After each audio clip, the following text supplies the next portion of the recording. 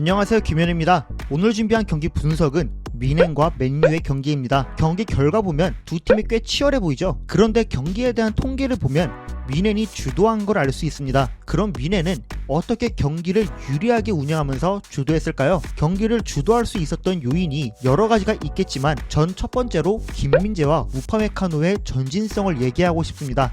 김민재와 우파메카노의 이번 경기 패스에 대한 데이터를 보면 대략 100번의 터치를 넘게 하고 각각 공격 지역과 정확한 롱패스로 전개를 앞으로 나갈 수 있게 했다는 걸 알 수 있죠. 두 선수의 히트맵과 터치맵을 같이 보면 꽤 높은 지역까지 올라온 흔적들도 살짝 추측해 볼 수 있는 대목입니다. 그래서 이번 분석에서는 미넨이 센터백들을 통해 어떻게 경기를 풀 수 있었고 또 미드 지역까지 와서는 어떤 식으로 전개를 하려고 했는지 짚어보도록 하겠습니다. 먼저 포메이션부터 볼까요? 양팀 모두 4-2-3-1로 나왔다고 하지만 미넨은 4-2-4, 맨유는 4-3-3으로 나왔다고 봐야 했습니다. 미넨의 후방 빌드업 형태를 보면 대략 4-3-3에 가깝게 시작했는데요. 이런 형태에서 키퍼가 센터백 사이에 위치하기보다 빌드업에 참여하지 않는 듯한 포지셔닝을 가져갔는데요. 수비라인 앞에 두 미드필더가 무시알라를 껴서 역삼각형 형태를 만들어도 이 두 선수는 센터백과 간격을 가깝게 하는 상황들이 많았습니다. 미넨이 이렇게 위치를 잡았다면 반대로 맨유는 살살 압박 형태를 보였습니다. 처음에 미넨이 역삼각형 형태를 잡았다면 4-2-3을 형태로도 보일 텐데 고레츠카와 키미히는 내려가는 움직임을 보였기 때문에 에릭센과 브루노 페르난데스는 지속적으로 올라가는 위치 선정을 보였죠. 때문에 화이룬이 센터백을 견제하면서 볼이 전환되어도 화이룬이 끝까지 이동해서 센터백을 견제해야만 했습니다. 그런데 맨유의 문제는 여기서 나왔습니다. 화이룬이 계속 센터백을 견제하면서 반대로 전환되어도 계속 견제하며 들어가는데 화이룬이 대략 30에서 40 정도의 속도로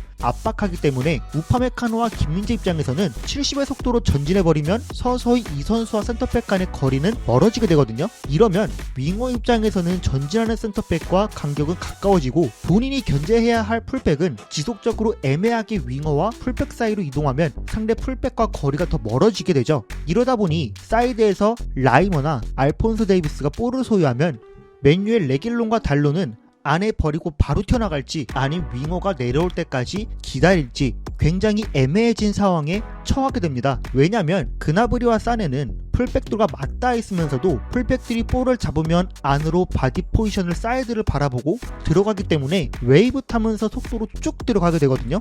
그럼 여기서 윙어는 본인이 침투해도 속공 상황이 되지만 본인이 볼 받고 돌아버리면 전체적인 수적 상황에서도 더 우위를 가지고 경기를 전개할 수 있었던 거죠. 이런 상황이 마냥 사이드에서 나왔다기보다 하프 스페이스에서도 딜레마 같이 나왔습니다. 아까 말씀드렸다시피 미넨은 4-2-4 형태에 가깝다 했죠. 볼이 다시 후방에 있다고 가정했을 때 키미히와 고레츠카는 내려오면서 상대 미드필더를 유도한다는 느낌이 많이 들었는데요. 그러다 보니 자연스레 2선에서 공간이 나오면 무시알라와 케인이 공간을 많이 선점했습니다.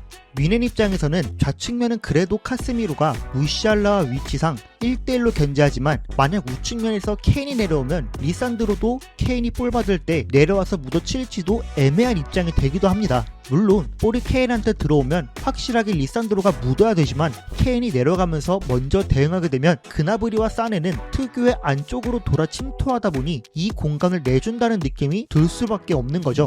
핵심적인 몇 장면을 살펴보면 화이룬이 우파메카노를 견제하는 상황이죠. 우파메카노가 위치한 우측면에서 앞서 말한 장면들이 많이 나왔는데요. 우파메카노가 올라가는 속도를 화이룬이 감당하지 못하다 보니 레시포드가 마냥 라이어만 쫓아가기에는 계속 뒤로 물을 수밖에 없기 때문에 나갈지 내려갈지 애매한 상황 속에서 상황을 기다리죠.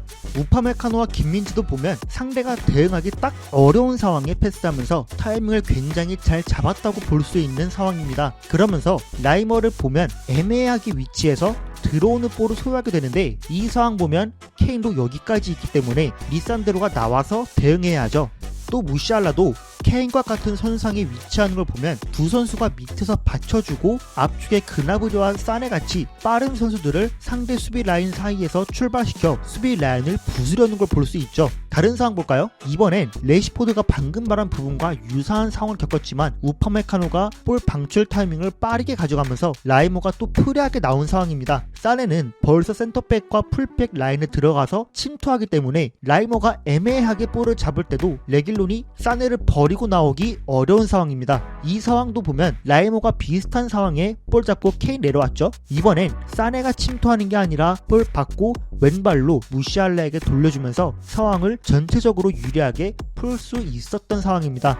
그럼 미드 지역까지 올라왔다고 가정했을 때 미네는 어떻게 경기를 풀어내려고 했을까요? 앞서 말한 대로 4-2-4 형태는 그대로 유지되었습니다. 이런 상태에서 무시알라와 케인은 톱과 세컨드보다는 두 선수가 마치 공격형 미드필더를 본다는 느낌이 더 강했습니다. 맨유도 이런 상태에서는 4-5-1 혹은 4-4-2 형태로 브루노 페르난데스가 전진해주면서 최전방에서 수비했는데요. 이런 형태에서도 레시포드는 상대 풀백을 견제하기보다 올라오는 센터백한테 끌려가는 모습이 보였습니다. 때문에 후방에서 보였던 패턴과 동일하게 센터백이 사이드백한테 주기도 하지만 사네 혹은 케인과 무시알라가 단순히 사이드로 돌려놓으면 사이드백이 2대1 상황을 맞이할 수밖에 없었죠. 아니면 케인이 토트넘에 있을 때처럼 소니에게 돌려놨던 패턴처럼 사이에서 볼 받고 침투하는 윙어나 프리한 풀백에게 내주면 미넨 입장에서는 쉽게 풀 수 있는 거죠. 그래서 미넨의 경기 운영하는 걸 전체적으로 보면 전통적인 포워드를 활용하기보다 무시알라의 볼 운반과 케인의 메이킹 능력으로 두 사이드에 있는 선수들을 안으로 들어가게 만들면서 두 선수의 득점력이 필요한 시퀀스를 만드는 느낌이 강했습니다. 지금 상황 한번 볼까요? 우파메카노가 조금 올라온 상황에서 레시포드가 길목을 견제하는 것처럼 보이죠? 한편으로는 앞으로 나가려는 듯한 액션으로도 보입니다. 하지만 우파메카노는 여기서 안에 좁힌 사네에게 주고 사이드로 내줄 수도 있지만 라이머가 올라오면서 레길론이 무르는 선택을 하자 사네가 볼을 받고 돌아서죠. 이후 케인에게 주고 케인의 선택을 보면 메이킹해주는 선택을 하기 때문에 사실상 공미에 더 가까웠습니다. 지금도 언뜻 보면 케인이 사이에 위치하는 볼을 봤죠. 이 상황에 대한 결말부터 먼저 말씀드리면 케인이 슈팅을 하지만 이런 상황에서도 윙어나 사이드에게 충분히 내주면서 경기를 풀어나갈 수 있었습니다.